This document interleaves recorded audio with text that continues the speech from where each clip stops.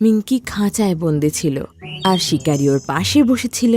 কিছু দূরে শিকারি একটা জালও বিছিয়ে রেখেছিল। বন্ধুরা, শিকারি কিন্তু ফাঁদ ফেলে রেখেছে, একটা উপায় বার করব। হাতি সবাইকে নিজের প্ল্যান জানায়। তারপর বুলবুল, ময়না, তোতা, মাছরাঙা, কাক, ঠোকরা সবাই গিয়ে সেই জালে বসে পড়ে। আরে বাহ, এতগুলো পাখিকে বন্দি বানিয়ে নিলাম। শিকারি একটা নতুন খাঁচা তুলে সেই জালের দিকে রওনা হয়। আর এই সুযোগে হাতি, খরগোশ, শিয়াল মিঙ্কি পাখির কাছে যায়। তোমরা আমার জন্য নিজের প্রাণ দিও না। মিঙ্কি, তুমি এতদিন কত সাহায্য করেছো, তোমায় কিচ্ছু হতে দেব না আমরা, চিন্তা নেই।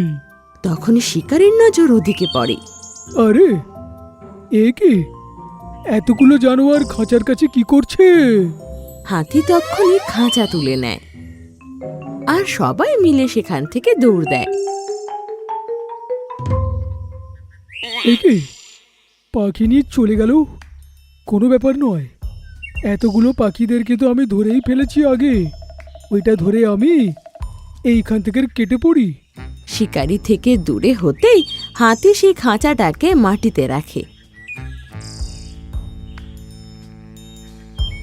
রামু হাতি, তুমি না নিজের দাঁত দিয়ে এটাকে ধরে ফেলো, অন্যদিকে আমি নিজের শিং দিয়ে এটাকে ধরে ফেলবো। হতে পারে এই খাঁচাটা এইভাবে ভেঙে যায়। হ্যাঁ, ঠিক উপায় এটা।